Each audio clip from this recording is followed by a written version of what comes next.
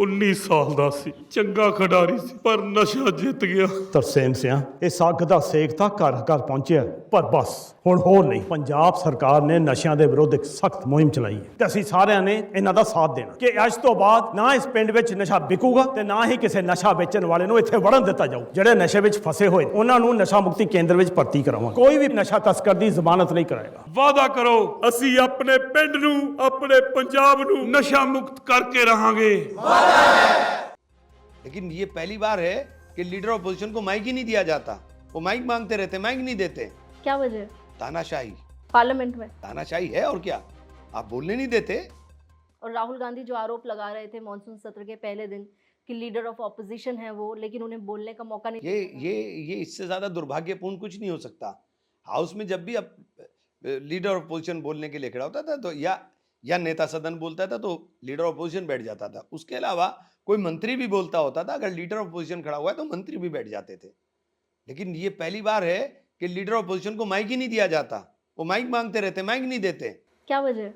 तानाशाही पार्लियामेंट में तानाशाही है और क्या, आप बोलने नहीं देते।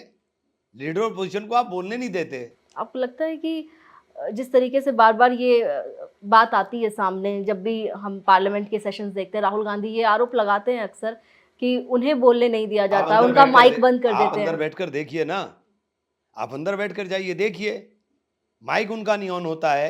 वो चिल्लाते रहेंगे, बोलते रहेंगे, हम चिल्लाते रहेंगे, कोई मतलब नहीं होता। लीडर ऑपोजिशन को आप ऐसा ट्रीट करेंगे, सारी संसदीय परंपराओं को आपने धज्जियां उड़ा दी। आपको लगता है कि राहुल गांधी जिस तरीके से SIR का मुद्दा उठा रहे हैं और लगातार पार्लियामेंट में भी हम देख रहे हैं कि ये मुद्दा लेकर विपक्षी सांसद जो हैं वो प्रोटेस्ट कर रहे हैं, अब ये चुनाव आयोग की तरफ से आंकड़ा दिया गया है, आपको लगता है कि चुनाव आयोग को ये आंकड़ा जो देना पड़ा है ये विपक्ष के दबाव की वजह से? आंकड़ा क्या दिया, हम उस आंकड़े से सहमत नहीं है ना। हम आपके उसके आंकड़े से सहमत नहीं है। हम आपकी बारीकी जानते हैं। आप जो आंकड़ा बताने की कोशिश कर रहे हो हम जानते हैं। आपको शक है चुनाव आयोग पर? 100% शक है। शक नहीं है, यकीन है। चुनाव आयोग के अंदर पारदर्शिता नहीं है। अगर चुनाव आयोग पर शक है, चुनाव आयोग आप कह रहे हैं कि बायस्ड है, तो ऐसे में फिर जब चुनाव में आप उतरेंगे तो फिर कैसे बार होगा? बार बोल तो रहे हैं, इसीलिए तो ये जो आज का जमाना है वो दौर तो है नहीं। आज तो एक एक चीज दिखाई देती है।